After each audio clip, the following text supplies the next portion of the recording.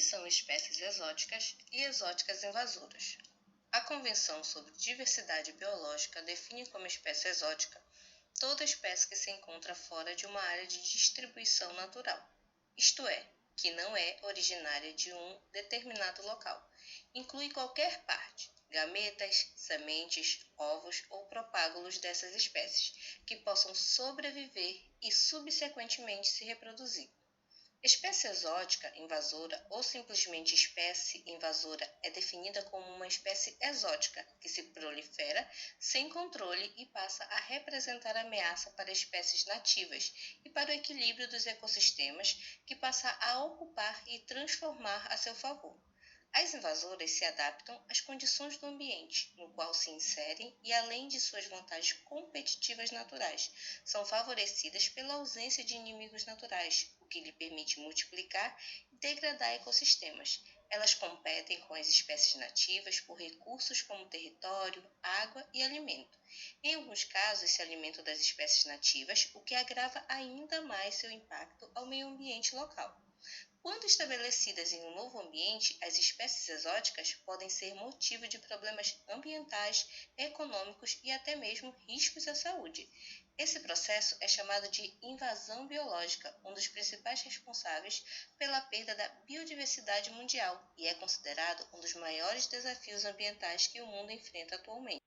As invasões podem ocorrer naturalmente, mas a ação humana tem sido a maior responsável pela introdução de espécies exóticas no mundo.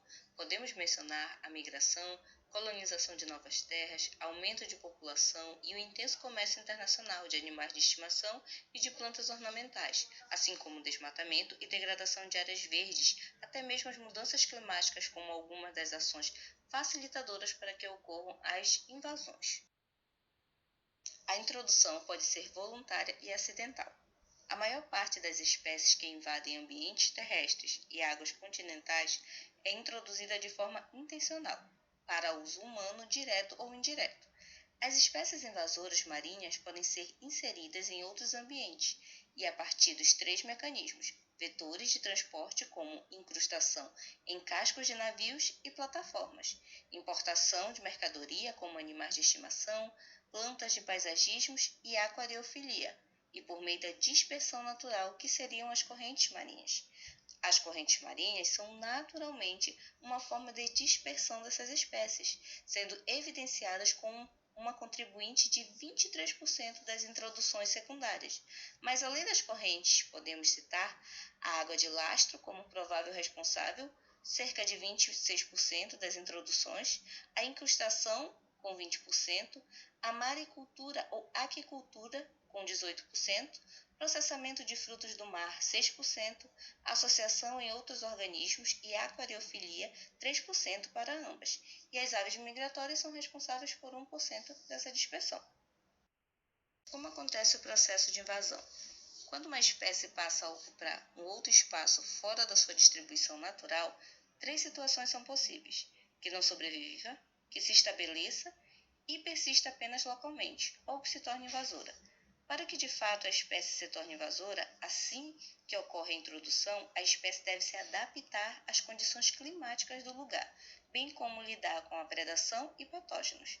A espécie se estabelece a partir do momento em que passa a se reproduzir localmente, e além disso deve possuir a capacidade de se dispersar, se propagando por áreas mais amplas. Este processo é dinâmico e crescente.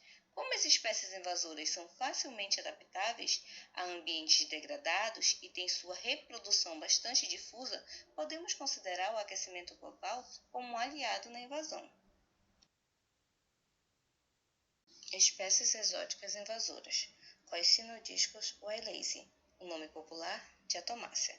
Seu primeiro registro no Brasil foi em 1983, no estado do Paraná. Essa espécie foi encontrada também nos litorais da Bahia, Rio de Janeiro, São Paulo, Santa Catarina e Rio Grande do Sul. Seu habitat é o ambiente pelágico, costeiro e estuarino, tropical e temperado, sendo seu ambiente preferencial para invasão. O vetor de dispersão dessa espécie é a água de lastro e a água de maricultura.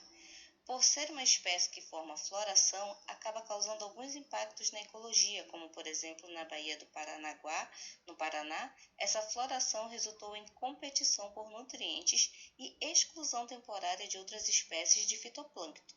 Já na parte econômica, essa floração foi associada ao entupimento de redes de pesca devido à produção de mucilagem, afetando a indústria pesqueira.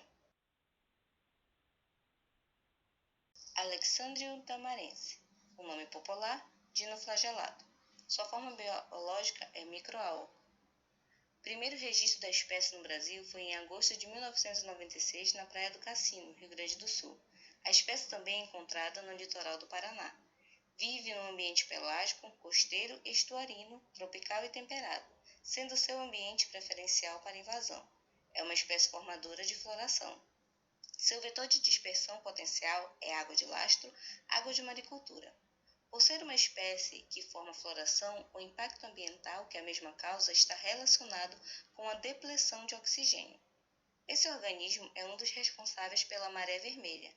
No meio econômico, essa espécie pode ocasionar contaminação de recursos pesqueiros, como moluscos e crustáceos, pois ela produz uma ficotoxina. Essa ficotoxina pode acumular-se em organismos marinhos. Pessoas que se alimentam desses organismos podem apresentar sintomas como diarreia, vômito, fraqueza, até mesmo parada respiratória. Porém, esses impactos não foram registrados no Brasil. Myoforceps aeristatus. Sua forma biológica é molusco. Essa espécie teve seu primeiro registro no Brasil, no Rio de Janeiro, em 2005, de forma não intencional.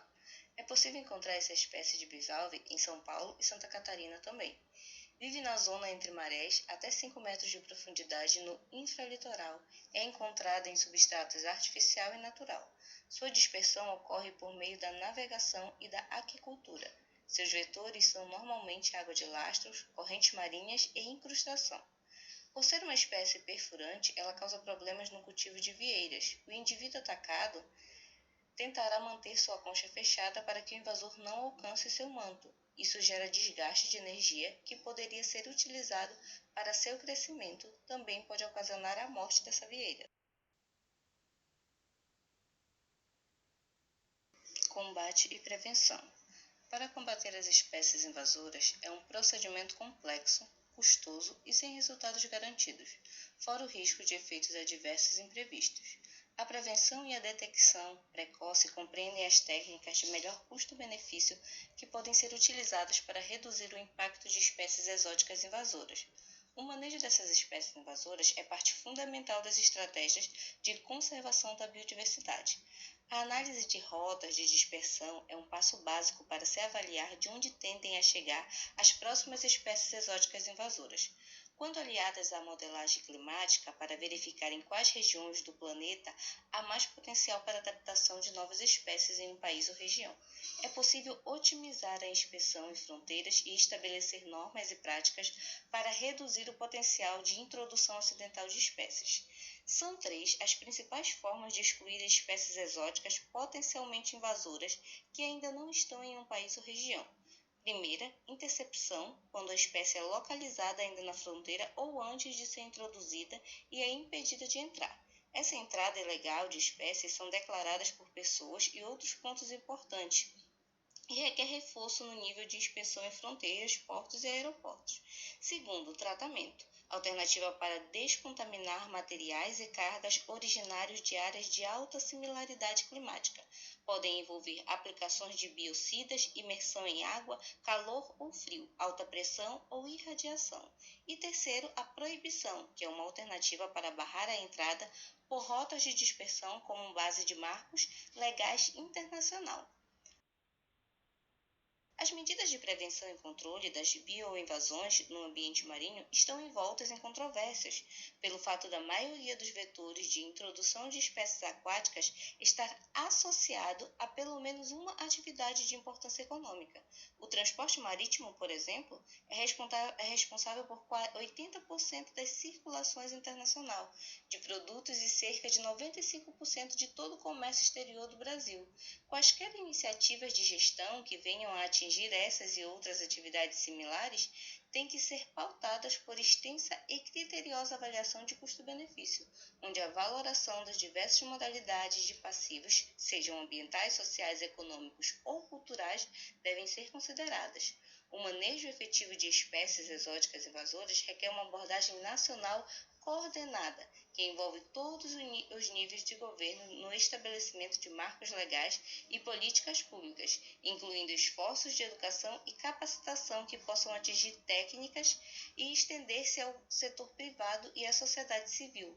Não agir implica favorecer a invasão e perder a oportunidade de resolver o problema no início, muitas vezes levando à impossibilidade de soluções definitivas e à convivência com processos de controle em longo prazo.